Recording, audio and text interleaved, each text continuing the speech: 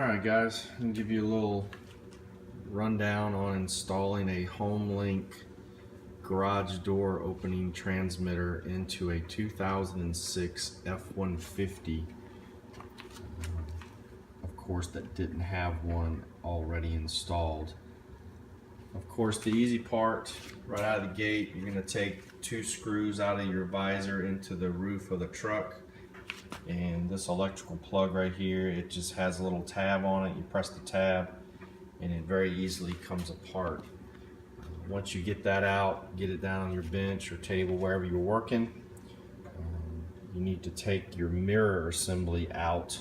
There's two plexiglass pieces that go in there. There's a little tab on the sides of them. You just take a very small screwdriver and pop them out, and then as you see, there's tabs on this all the way around, so you just kind of have to take your screwdriver and work it the best you can. Be as careful as you can because it's all plastic, of course. And then these corners and edges in this corner, as you can see, it'll get tucked in back behind this, so you have to be real careful. But it's going to have to be pried out, and once you get all those tabs loose, it comes right out. But it is kind of scary, actually, to me anyway, doing that at the forefront because it's plastic and it's very easily to break.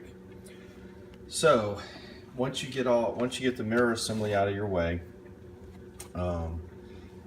you'll have to take your fabric out, and the best way to do that is to get a flat blade screwdriver and wedge it in between here. And I also used a round Phillips head screwdriver to push down in there to hold it open. As you can kind of see, these teeth, they're on an angle, so if you pay attention to it, you pull your fabric one way or the other and it comes right out. Again, patience is the key, and you don't have to take it all the way out, as you'll see here in just a second, the reason why I only took that much out. So now to see the other side, once you get the fabric pulled back, there's a plastic covering here. This is not cut out from the factory. Okay, it is not cut out from the factory. So there's kind of an outline, as you can see, with the holes on the corners. There's an outline, and you just trim it out with a razor knife. Of course, if there's any doubt, trim it short first. Check your fit with your actual transmitter, and then adjust as necessary.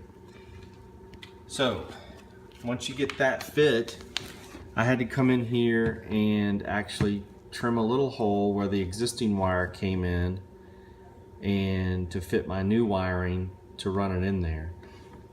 At first I thought I could run it down this bezel here, but I couldn't find out where it comes in, and all this is electronically welded plastic in there, so kind of hard to maneuver and fish a wire through there. So basically what I did was I plugged the plug back into the truck and took my multimeter, or you can use a 12-volt test light, either one, and found that the two electrical points that were already existing for the mirror are constant 12 volts.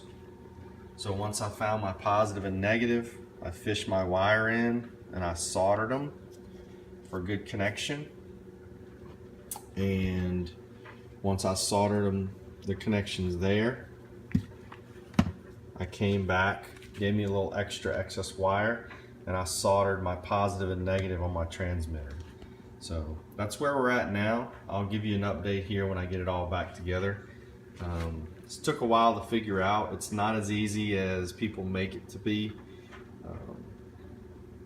on the videos that I've seen previously.